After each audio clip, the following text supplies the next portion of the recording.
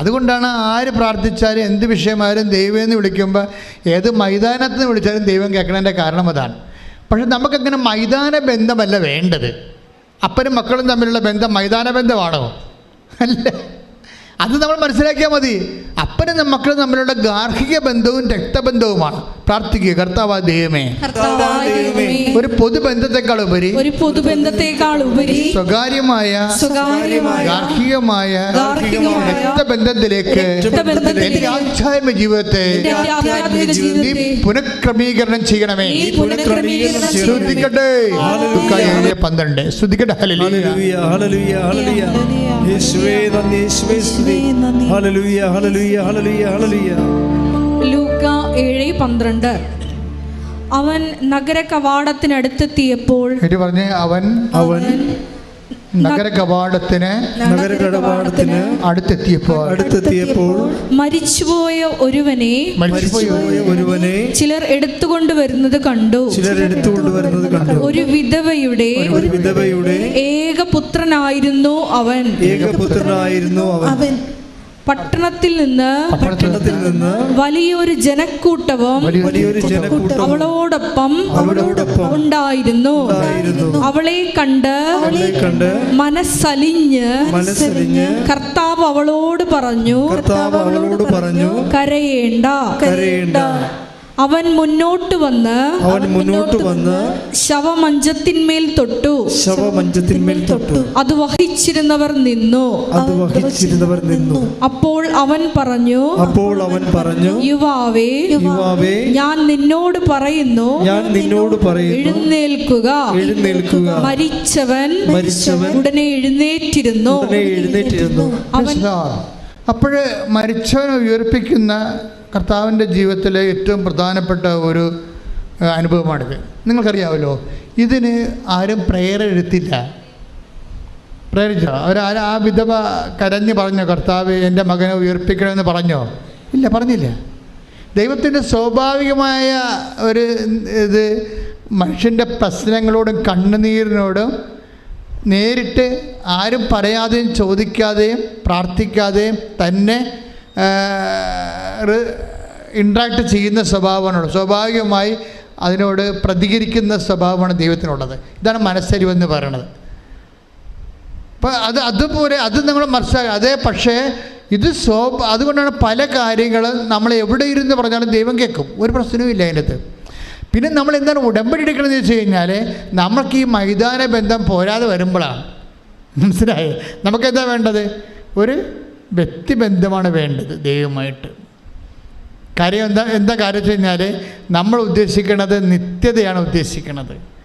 അല്ലാതെ എന്തെങ്കിലും ഒരു വസ്തുവിനോ വിഷയത്തിനോ ദൈവം ഇടപെട്ടിട്ട് ഒരു ഭൗതിക ആനുകൂല്യം കിട്ടിയിട്ട് ജീവിച്ച് പോണ താൽക്കാലിക ബന്ധമല്ല. നമുക്ക് വേണ്ട എന്താണ്? നിത്യതയുടെ ബന്ധമാണ്. അതുകൊണ്ടാണ് നമ്മൾ സ്വകാര്യ ബന്ധം ഉണ്ടാകണമെന്ന് പറയണത്. ശ്രദ്ധിക്കട്ടെ. ഹല്ലേലൂയ,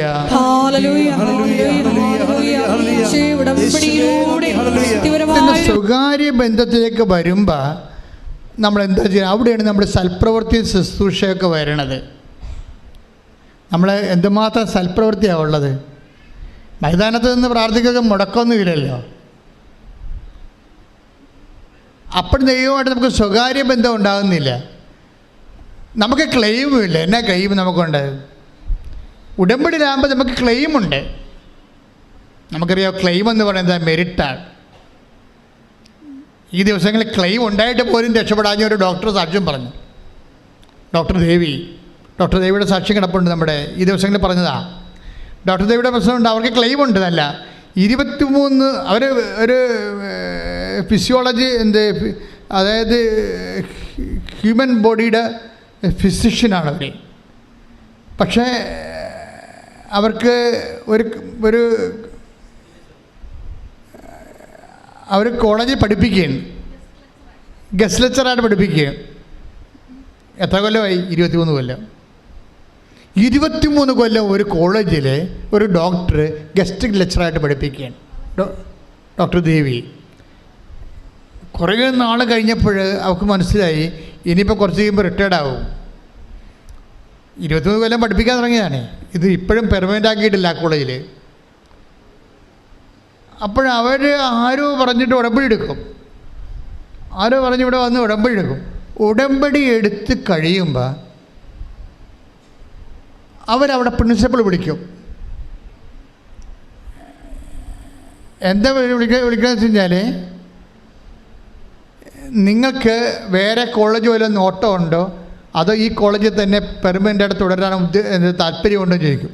അപ്പോൾ ഡോക്ടർ ദേവി പറയും, ഞാൻ പെർമനൻ്റായിട്ട് തുടരാൻ താല്പര്യമുണ്ട്, കോളേജിൻ്റെ കരിക്കുലത്തിൻ്റെ ഭാഗമാകാൻ താല്പര്യമുണ്ടെന്ന് പറയും. പക്ഷേ എന്നിട്ട് ഉടനെ ഇവരെ പെർമനൻ്റ് ലെക്ചറാക്കി അവർ അപ്പോയിൻറ്റ് ചെയ്യും. 21 വർഷം നടക്കേണ്ടത് അതായത് 21 വർഷം ഗസ്റ്റ് ലെക്ചറാണ്, വന്നും പോയി പഠിപ്പിച്ചുകൊണ്ടിരുന്ന ആളാണ്. അപ്പോൾ ഈ ഡെയിലി വേജസ് പോലെ കിട്ടത്തുള്ളൂ ഗസ്റ്റ് ലെക്ചർമാർക്ക്. അപ്പം അതിൻ്റെ ശമ്പളം കിട്ടത്തില്ല. ഉടമ്പടി എടുത്ത ഉടനെ അതല്ല പ്രശ്നം. ഡോക്ടർ ദേവി പറയണത്, ഞാൻ ഉടമ്പടി എടുത്ത നിമിഷം തന്നെയാണ് അവിടെ പ്രിൻസിപ്പളും മാനേജറുമൊക്കെ എൻ്റെ പഴയ ഹിസ്റ്ററി ചകഞ്ഞത്. അതാണ് ഞാൻ മുമ്പ് പറഞ്ഞത്, മരിയൻ സൈൻ. എല്ലാത്തിലും ഒരു മരിയൻ സ്റ്റിഗ്മാത്ത ഉണ്ടാകും.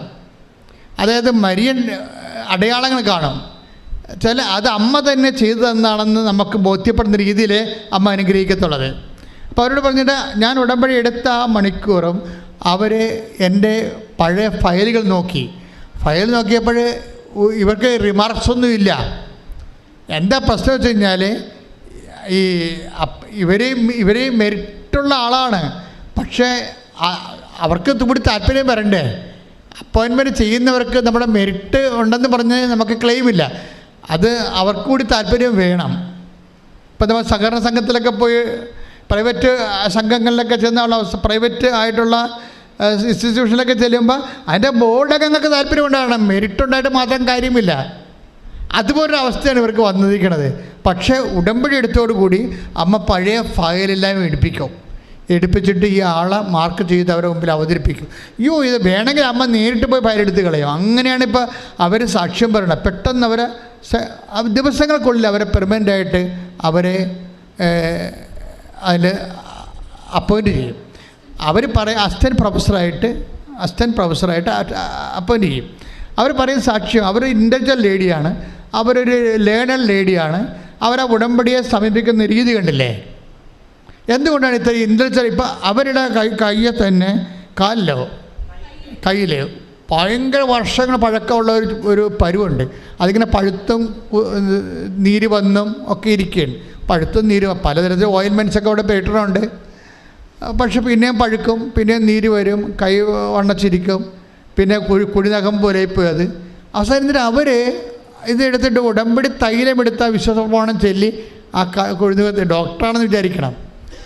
നമ്മളെപ്പോഴും ചിന്തിക്കേണ്ടത്, അമ്മ ഈ വിമർശനങ്ങൾ ആൾക്കാരെ പുറത്ത് ബുദ്ധിയും ബോധവും ഇല്ലാത്തവൻ കാര്യമറിയാതെ അനുഭവജ്ഞാനമില്ലാതെ എന്തൊക്കെ വിളിച്ച് പറയുമ്പോൾ അതിൻ്റെ ഇരട്ടി അടയാളങ്ങൾ വിദ്യാഭ്യാസമുള്ളവരെ കൊണ്ട് അമ്മ ഇവിടെ ചെയ്യിച്ച് മാറ്റുന്നുണ്ട്.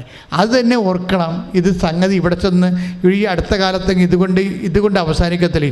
ഇത് അമ്മയും കൂടെ മുന്നോട്ട് കൊണ്ടുപോവുക. അമ്മയുടെ പ്രത്യക്ഷീകരണം സമയക്കടികാരം നെഞ്ചിൽ ചാർത്തിക്കൊണ്ട് ദുരന്തമുണ്ടാകാൻ പോകുന്നത് പ്രാർത്ഥിക്കണമെന്ന് പറഞ്ഞ പ്രത്യക്ഷീകരണം സഭ ഏറ്റെടുത്ത് ലോകം മുഴുവൻ പ്രചരിപ്പിക്കുന്നവരെ അടയാളങ്ങൾ കിട്ടിക്കൊണ്ടേയിരിക്കും. അപ്പം അതുകൊണ്ട് തന്നെ അതായത് അത് ക്രൈസ്തവരായാലും ശരി അക്രൈസ്തവരായാലും ശരി ആരായാലും ശരി ഡോക്ടറായാലും ശരി പഠനം ഇല്ലാത്തവരായാലും ശരി ആർക്ക് വിശ്വസിക്കാൻ കഴിയുന്നുവോ അവരെല്ലാം ദൈവത്തിൻ്റെ മഹത്വം കാണും. കൈയിട്ടിച്ച് കർത്താവ് പ്രോബ്ലം. നമ്മൾ ബൈബിളിലൊരു കഥയില്ലേ, നമ്മൾ സംസാരിച്ചുകൊണ്ടിരിക്കുന്ന വിഷയം ഉടമ്പടിയുടെ നയം, നിലപാട്, സമീപനമാണ്. നിങ്ങൾ ഉടമ്പടിയോട് കാര്യമാത്ര പ്രസിദ്ധമായ ഒരു പ്രഗ്മാറ്റിക് ആയിട്ടുള്ള യൂട്ടിലിറ്റേറിയൻ ആയിട്ടുള്ള ഒരു ഇതുകൊണ്ട് എന്തെങ്കിലും നേടണമെന്ന് മാത്രമുള്ള ഉദ്ദേശമാണ്, ആ വിഷയത്തിൽ ദൈവമില്ല എന്നാണെങ്കിൽ തീർച്ചയായിട്ടും ഉടമ്പടി കുറച്ച് കഴിയുമ്പോൾ നിങ്ങളുടെ ഉടമ്പടി കരിഞ്ഞു പോകാൻ സാധ്യതയുണ്ട്. നിങ്ങൾക്കിതിനെ എപ്പോഴും ഫ്ലഷായിട്ട് എവർഗ്രീൻ ഫുൾ ഓഫ് സാപ്പായിട്ട് നിർത്തണമെന്നുണ്ടെങ്കിൽ നിങ്ങൾക്ക് നിത്യതയെക്കുറിച്ചുള്ള കൺസെപ്റ്റ് ഉണ്ടാകണം. നിത്യതയെക്കുറിച്ച്. കാര്യം ഇത് 90 ദിവസം കൊണ്ട് അവസാനിക്കണമല്ല. ഞാനും ദൈവവും തമ്മിലുള്ള ബന്ധം, ഞാൻ വിശുദ്ധിയിലും ബൈബിൾ വായനയിലും അതുപോലെ തന്നെ രോഗികളെ കാണുന്നതിലും പരസ്നക പ്രവർത്തനം ഉപവിപ്രവർത്തനങ്ങളിലും ഞാൻ എൻ്റെ ജീവിതത്തിൻ്റെ ശൈലിയാക്കി മാറ്റിക്കൊണ്ട് ദൈവമായിട്ടൊരു നിത്യ ഉടമ്പടി ജീവിക്കുമെന്നുള്ളൊരു ബോധം ഉണ്ടാക്കിയെടുത്താൽ ഉടമ്പടി ഇങ്ങനെ പുഷ്കലമായി അങ്ങനെ നിന്നോളാം. അതായത് വളരെ എവർഗ്രീനായിട്ട് നിൽക്കും. അപ്പോൾ ഇത് അല്ലെങ്കിൽ ഇത് കുറച്ച് വരണ്ട് പോകാനുള്ള, കുറച്ച് കഴിയുമ്പോൾ നിങ്ങൾക്ക് കോട്ടുവായും ബൈബിൾ അരമണിക്കൂർ വായിക്കാനുള്ള 10 മിനിറ്റായിട്ട് വായിച്ചു, പിന്നെ 5 മിനിറ്റായിട്ട് വായിച്ചു, പിന്നെ വായിക്കാൻ മറന്നുപോയി. അപ്പോൾ അതൊക്കെ എല്ലാം പറഞ്ഞത് നിങ്ങളുടെ വിഷയത്തിന് മാത്രമേ നിങ്ങൾക്ക് താല്പര്യമുള്ളൂ, ദൈവത്തിന് താല്പര്യമില്ലെന്നാണ് എൻ്റെ അർത്ഥം. ദൈവത്തോട് താല്പര്യമില്ല, നിങ്ങളുടെ വിഷയത്തോട് മാത്രമേ. ഇതൊരു അപകടമാണ്. ഇതിനെങ്കിൽ നിങ്ങൾ ആർക്കെങ്കിലും അങ്ങനെ ഒരു തെറ്റിൽ പോയിട്ടുണ്ടെങ്കിൽ നിങ്ങൾ തിരിച്ചു വരണമെന്ന് എൻ്റെ അഭിപ്രായം. എന്താ കാര്യം വെച്ച് കഴിഞ്ഞാൽ, ദൈവം ഒരു മനുഷ്യൻ്റെ ദുഃഖവും ദുരിതവും വേദനയും രോഗവും പട്ടിണിയും കടപ്പാടും കഷ്ടപ്പാടും ഇങ്ങനെയുള്ള എല്ലാ വിഷയങ്ങളോടും കറക്റ്റായിട്ട്, ഈസിയായിട്ട്, സ്പോണ്ടേനിയസ് ആയിട്ട്, സ്വയം പ്രേരിതമായിട്ട് ആക്ടിവിറ്റി ചെയ്യും. അതാണ് നമ്മൾ ഈ വിധവയുടെ മകനെ കാണുമ്പോൾ അവൻ്റെ അമ്മ വിധവയാണ്, ഭർത്താവ് മരിച്ചതെന്ന് കർത്താവിനറിയാം. അവൻ യുവാവാണ്, അവന് ജീവിതം ഉണ്ടെന്നറിയാം ഇനിയും. അതുപോലെ തന്നെ ഇവനക്ക് വേല എടുത്ത് കൊടുക്കാൻ അവൻ മാത്രമേ ഉള്ളെന്നറിയാം. ഇങ്ങനെ കുറേ ഹ്യൂമൻ ഗ്രൗണ്ട് ഓഫ് റീസൺസ് ഉള്ളത് കൊണ്ടാണ് ദൈവം പ്രാർത്ഥിക്കാതെ അവൻ്റെ മേൽ ഇടപെട്ടത്. അത് ദൈവത്തിൻ്റെ പരിപാലനയുടെ ഭാഗമാണ്. പക്ഷേ ഇത്തരം പരിപാലനകൾ നിലനിർത്തിക്കൊണ്ടുപോകാൻ എന്താ മാർഗം? ഇത്തരം പരിപാലനകൾ നിലനിർത്തിക്കൊണ്ടുപോകാനുള്ള മാർഗം നമ്മൾക്കും ആ ദൈവത്തോടുള്ള അടുപ്പവും അതുപോലെ തന്നെ ആത്മബന്ധവും ഒരു താൽക്കാലികമായ അവസ്ഥയിൽ നിലനിർത്താതെ, ദൈവം ഉള്ളിടത്തോളം കാലം, നമ്മുടെ ആത്മാവ് ഉള്ളിടത്തോളം കാലം ദൈവം നമ്മളെ അഡ്രസ്സ് ചെയ്ത് ജീവിക്കേണ്ട ഒരാളാണെന്ന ബോധ്യത്തിൽ, ദൈവസ്നേഹത്തിൽ നിങ്ങളുടെ വിശ്വാസം പ്രഖ്യാപിക്കാൻ ഒരു മാനസികാവസ്ഥ രൂപപ്പെടുത്തിയെടുത്താൽ, ഇപ്പം തന്നെ ഞാൻ ചതോർക്കുകയും ഈ ഇപ്പം 10 താലന്ത് കൊടുത്ത ആൾക്കാരുണ്ട് ബൈബിളിൽ, 2 താലന്ത് കിട്ടിയ ആൾക്കാരുണ്ട്. Take the word of God 25 Mathai 25:18. 1 താലന്ത് കിട്ടിയ ആൾക്കാരുണ്ട് ഇല്ലേ? എന്തുകൊണ്ടാണ് ഇവർക്ക് ഇങ്ങനെ കൊടുത്തത്? എല്ലാവർക്കും ഒരുപോലെ കൊടുക്കാൻ പാടില്ലേ? This is my question, my private question, ഒരു സ്വകാര്യ ചോദ്യമാണ്. കർത്താവിൻ്റെ കഥയിൽ പറഞ്ഞിരിക്കണത് എന്താണ്? അനുഭവമാണല്ലോ കഥയായിട്ട് മാറണത്. എന്താ കഥയിൽ പറഞ്ഞിരിക്കണത്? മത്തായി 25 അധ്യായം 14 മുതലുള്ള തിരുവചനങ്ങൾ. മത്തായി 25:14 മുതൽ. ഒരുവൻ യാത്ര പുറപ്പെടുന്നതിന് മുമ്പ് ഭൃത്യന്മാരെ വിളിച്ച് തൻ്റെ സമ്പത്ത് അവരെ ഭരമേൽപ്പിച്ചതുപോലെയാണ് സ്വർഗരാജ്യം.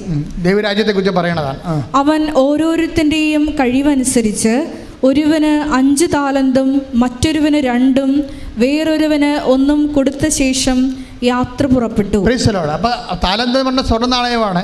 ഒരുത്തിന് എന്ത് കൊടുത്ത്? ഒരുത്തിന് 5, വേറൊരുത്തിന് 2, വേറൊരുത്തിന്. എങ്ങനെയാണ്? കഴിവനുസരിച്ചാണ്. സിവിൽ പോയിൻ്റ് നോക്കിയിട്ട് കൊടുത്തിരിക്കുകയാണ്. ബാങ്കുകാർ പറഞ്ഞ സിവിൽ പോയിൻ്റ് ഇല്ലേ, എന്നിട്ട് തിരിച്ചടക്കാനുള്ള കഴിവേ. തിരിച്ചടക്കണത് ഭയങ്കര പ്രശ്നമാണേ. ബാങ്കിൽ മാത്രമല്ല, ദൈവത്തിലും തിരിച്ചടവിന് പ്രശ്നം. സ്പോണ്ടേനിയസ് ആണെന്ന് പറഞ്ഞിട്ട് കാര്യമില്ല. തിരിച്ചടവുണ്ടോ ഇല്ല എന്ന് നോക്കും ദൈവം. ഓരോരുത്തരുടെയും കഴിവനുസരിച്ചാണ്, റീഫണ്ടിങ് കപ്പാസിറ്റി നോക്കിയിട്ടാണ് ദൈവം അനുഗ്രഹം കൊടുക്കണത്. ഈ ഉടമ്പടി എന്താ ചെയ്യണമെന്ന് വെച്ച് കഴിഞ്ഞാൽ നിങ്ങളുടെ റീഫണ്ടിങ് കപ്പാസിറ്റി കൂട്ടും. നിങ്ങൾ വെറുതെ പ്രാർത്ഥിച്ചത് കൊണ്ട് കാര്യമില്ല. വെറുതെ പ്രാർത്ഥിക്കുന്നത് അല്ലെങ്കിൽ പ്രാർത്ഥിച്ച് എന്തെങ്കിലും വിഷയം ബൈബിൾ എടുത്ത് വായിക്കുന്നതിനേക്കാളും ഇത് ക്ലെയിം ഉള്ളത് എന്താണ്? നമ്മളതിനകത്ത് ഇൻവെസ്റ്റ് ചെയ്യുന്നുണ്ട്, റീഫണ്ട് ചെയ്യുന്നുണ്ട്, തിരിച്ച് ദൈവം അത് പ്രതീക്ഷിക്കുന്നുണ്ട്. ഉറപ്പല്ലേ? അനുഗ്രഹം തരിക മാത്രമല്ല, ദൈവം തിരിച്ചെന്തോ പ്രതീക്ഷിക്കുന്നുണ്ട്. തന്ന അനുഗ്രഹത്തിൻ്റെ ഇരട്ടി തിരിച്ച് പ്രതീക്ഷിക്കുന്നുണ്ട്. എന്താണ് അതിലാണ് ഓരോരുത്തരുടെയും കഴിവനുസരിച്ച് എന്ന് പറയണത്. വചനം എത്രയാണത്? 25:15. ഓരോരുത്തരുടെയും കഴിവനുസരിച്ച് ഒരാൾക്ക് 5 താലന്ത്, ഒരാൾക്ക് 2 താലന്ത്, ഒരാൾക്ക് 3 താലന്ത്, ഒരാൾക്ക് 2 താലന്ത്, ഒരാൾക്ക് 1 താലന്ത്. അവസാനം 1 താലന്ത് കിട്ടിയവർ എന്നാ ചെയ്തിരിക്കണത്? മത്തായി 25:18. എന്നാൽ ഒരു താലന്ത് ലഭിച്ചവൻ. മത്തായി 25:18. എന്നാൽ ഒരു താലന്ത് ലഭിച്ചവൻ പോയി നിലം കുഴിച്ച് യജമാനന്റെ പണം മറച്ചു വെച്ചു. ഈ കക്ഷിക്ക് അറിയാവുന്ന കാര്യം ഇതാണ് ആകപ്പാടെയുള്ളത്. വേറെ ഒരു പരിപാടി അറിയത്തില്ല. എന്നിട്ട് മാറിക്കിടന്ന് മൂക്കറ്റം തിന്നേച്ച് ഉറങ്ങും. അത്രേ ഉള്ളൂ. കുഴിച്ചിടുന്ന പാർട്ടിയാണ്. അതായത് ഈ ഉടമ്പടി എടുത്തിട്ട് പിന്നെ കുഴിച്ചിടുന്ന ക്രിസ്ത്യാനികളെ കെട്ടിക്കഴിഞ്ഞാൽ ദൈവം അവനെ പിടിച്ച് കുഴിച്ചിടാൻ സാധ്യതയുണ്ട്. എന്താ പറയുക? ഈ ഉടമ്പടി എടുത്തു കഴിഞ്ഞാൽ പിന്നെ നമ്മൾ കിട്ടിയ അനുഗ്രഹത്തെ അത് ഇരട്ടിപ്പിക്കാൻ നോക്കണം. ഇത് അനുഗ്രഹമായാലും സൽപ്രവൃത്തി ആയാലും ദൈവം ഇരട്ടിയാണ് ആഗ്രഹിക്കുന്നത്. തിരിച്ച് അതുകൊണ്ട് ഈശോയുടെ രീതിയെല്ലാം അങ്ങനെയാണ്. 1 മൈൽ പോകാൻ പറഞ്ഞാൽ 2 മൈൽ പോകണമെന്ന് പറയുമ്പോൾ തന്നെ അങ്ങനെയാണ്. അത് ഇതിൻ്റെ പ്രശ്നം വെച്ച് കഴിഞ്ഞാൽ ഇപ്പം നിങ്ങൾ ചെയ്തുകൊണ്ടിരിക്കുന്ന പല ആൾക്കാരും ചെയ്തുകൊണ്ടിരിക്കുന്നത് ഇവിടുന്ന് തരുന്നതിൻ്റെ പകുതിയാണ് ചെയ്യണത്. അത് ആ കുഴിച്ചിടുന്ന പാർട്ടിയെ പോലെ വരും. അതാണ് വരാൻ വരെ പല ആൾക്കാരുടെ ഉടമ്പടി ക്രാക്കാകാത്തതിൻ്റെ കാരണം ഇതുപോലെ കുഴിച്ചിടൽ പാർട്ടികളായതുകൊണ്ടാണ്. ദൈവം നമ്മൾക്ക് ഇന്ന് പ്രതീക്ഷിക്കുന്നുണ്ട്, കഴിവനുസരിച്ചാണ് കൊടുക്കണത്. അല്ലാതെ ഇതിൻ്റെ അകത്ത് എല്ലാവർക്കും ഒരുപോലെ അല്ല കൊടുക്കണത്. ആർക്കാണ് കൂടുതൽ വിശ്വസിക്കാനോ പ്രാർത്ഥിക്കാനോ അതനുസരിച്ച് ദൈവസ്നേഹത്തോടെ പ്രവർത്തിക്കാനോ കഴിയുന്നവന് ദൈവം ഇരട്ടി കൊടുക്കും. ഭൗതിക ആനുകൂല്യം മാത്രമല്ല, ദൈവത്തിൽ നിന്ന് നമുക്ക് ലഭിക്കുന്നത് ദൈവിക കൃപയാണ്. അത് ദൈവത്തിൻ്റെ ശക്തിയാണ്. അത് നിത്യമഹത്വത്തിന് ഉതകുന്ന ദൈവത്തിൻ്റെ ശക്തിയാണത്. അപ്പം അതുകൊണ്ട് തന്നെ എൻ്റെ സഹോദരങ്ങൾ, ഒരു കാരണം മാന്യം കൂടാതെ, സൽപ്രവർത്തികളിൽ മാന്യം കൂടാതെ, take the word of God, സ്തുതിക്കട്ടെ, ഹല്ലേലൂയ, ഹല്ലേലൂയ, ഹല്ലേലൂയ. സൽപ്രവൃത്തികൾ ചെയ്യാൻ വേണ്ടി നിർബന്ധിക്കാം. അത് സമ്മർദ്ദമാണ്. എന്താ കാര്യം എന്ന് വെച്ച് കഴിഞ്ഞാൽ, നിങ്ങൾ കുഴിച്ചിടുന്ന പാർട്ടിയാണെന്ന് ദൈവത്തിന് നേരത്തെ അറിയാൻ പറ്റും. ഇതൊന്നും നടക്കത്തില്ല. ഉടമ്പടിത്തിക്കൊണ്ട് വീട്ടിൽ വെച്ചിട്ട് നിങ്ങളുടെ പരിപാടിക്ക് പോകുകയേ ഉള്ളൂ, ഒരു രോഗിയെ പോലും പോയി കാണത്തില്ല, ഒരു പത്രം പോലും കൊടുക്കുകയും കൊടുക്കത്തില്ല എന്നെല്ലാം ദൈവത്തിന് അറിയാവുന്ന കുഴിച്ചിടുന്ന പാർട്ടിയാണെന്ന് ദൈവത്തിന് നേരത്തെ അറിയാൻ പറ്റും. ആ കുഴിച്ചിടുന്ന പാർട്ടിയോട് ദൈവം ചോദിക്കുന്ന ചോദ്യങ്ങളുണ്ട്. ചോദിച്ചേ, take the word of God, സ്തുതിക്കട്ടെ, ഹല്ലേലൂയ, ഹല്ലേലൂയ, ഹല്ലേലൂയ, ഹല്ലേലൂയ, ഹല്ലേലൂയ. യേശുവേ നന്ദി, യേശുവേ സ്തുതി, ഹല്ലേലൂയ, ഹല്ലേലൂയ, ഹല്ലേലൂയ, ഹല്ലേലൂയ, ഹല്ലേലൂയ, ഹല്ലേലൂയ, ഹല്ലേലൂയ. യേശുവേ ആരാധന, ആരാധന, ആരാധന, ആരാധന, ഹല്ലേലൂയ. വായിച്ചോളൂ. യജമാനൻ പറഞ്ഞു, ദുഷ്ടനും മടിയനുമായ ഭൃത്യ, ഞാൻ വിതയ്ക്കാത്തിടത്ത് കൊയ്യുന്നവനും വിതറാത്തിടത്ത് നിന്ന് ശേഖരിക്കുന്നവനും ആണെന്ന് നീ മനസ്സിലാക്കിയിരുന്നല്ലോ. എൻ്റെ നാണയം നീ പണവ്യാപാരികളുടെ പക്കൽ നിക്ഷേപിക്കേണ്ടതായിരുന്നു. ഞാൻ വന്ന് എൻ്റെ പണം പലിശ സഹിതം വാങ്ങുമായിരുന്നു. ആ താലന്ത് അവനിൽ നിന്നെടുത്ത് 10 താലന്തുള്ളവന് കൊടുക്കുക, ഉള്ളവന് നൽകപ്പെടും. ദുഷ്ടനും മടിയനുമായ ഭൃത്യനിൽ നിന്ന് ഉള്ളത് കൂടി എടുക്കുകയാണ്. ഇതാണ് പ്രശ്നം. ഇത് നമ്മളുടെ ജീവിതത്തിൽ നമ്മൾ നേരെ ചൊവ്വേ കാണുന്ന വിഷയങ്ങളാണ്. പല ആൾക്കാർ ഉടമ്പടി എടുത്തിട്ട് പകുതിക്കിട്ട് കളഞ്ഞില്ലേ, പകുതിക്കിട്ട് കളഞ്ഞവരൊക്കെ ഇത് കേൾക്കുമ്പോൾ തിരിച്ച് അനേകം ആയിരക്കണക്കിന് ആൾക്കാരാണ് ആദ്യ കാലങ്ങളിൽ വന്നിട്ട് ഉടമ്പടി എടുത്തിട്ട് കാര്യം മനസ്സിലാകാതെ കുറച്ച് ചെയ്യാതെ പോണത്. അവർ കാര്യം മനസ്സിലാക്കി ഇപ്പോൾ ആൾക്കാർ ഒത്തിരി പേര് ഉടമ്പടി എടുത്ത് അവർ രക്ഷപ്പെട്ട് കഴിഞ്ഞപ്പോഴാണ് അവർ വീണ്ടും ഉടമ്പടി കാര്യങ്ങൾ മനസ്സിലാക്കി രണ്ടാമത് പുതുക്കി ഭംഗിയായിട്ട് കൊണ്ടുപോകണത്. എന്നുവെച്ചാൽ നമ്മളെ കൃത്യം സത്യസന്ധരാണെങ്കിൽ, അല്ലെങ്കിൽ ദുഷ്ടനും മടിയനുമായ ഭൃത്യ എന്നല്ലേ വിളിക്കണത്. അപ്പം സ്വാഭാവികമായിട്ടും ഉടമ്പടിയിലുള്ള സൽപ്രവൃത്തികൾ ദൈവസ്നേഹത്തോടെ തന്നെ ചെയ്യണം. ഇപ്പോൾ തന്നെ എഡ്വി സാറിൻ്റെ സാക്ഷ്യം മിനിരാജൻ എന്താ പറയണത്? സാറിനോട് പറഞ്ഞപ്പോൾ സാറാണ് എന്നെ വന്ന് വിളിച്ചത്. ഞാൻ എങ്ങനെയാണ് സാറേ ആലപ്പുഴ പോകണമെന്ന് ചോദിക്കുമ്പോൾ ഞാൻ നിന്നെ കൊണ്ടുപോകാം, വണ്ടി സ്ഥലമുണ്ടെന്ന് പറഞ്ഞ് കൊണ്ടുപോകണമെന്നില്ല. കണ്ടില്ലേ, അതൊക്കെ പ്രേക്ഷിത പ്രവർത്തനങ്ങളാണ്. അപ്പോൾ ഇനി അവളോട് ചോദിക്കുമ്പോൾ അവൾ ചോദിക്കും, ഇനി ഈ സംസാരിക്കാതെ അപ്പുറത്ത് അപ്പനും അമ്മയും സംസാരിക്കാത്ത ആളാണെങ്കിൽ മക്കളെ ഇനി ഊമ്പരായി കഴിഞ്ഞാൽ ജനിച്ചാൽ എന്ത് ചെയ്യും സാറേ?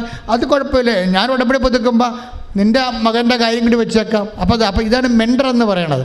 ഇതുപോലെ കൊടുത്തവൻ അതിനെ ഇരട്ടിയാക്കുന്നുണ്ട് പ്രേക്ഷിത പ്രവർത്തനങ്ങളിലൂടെ.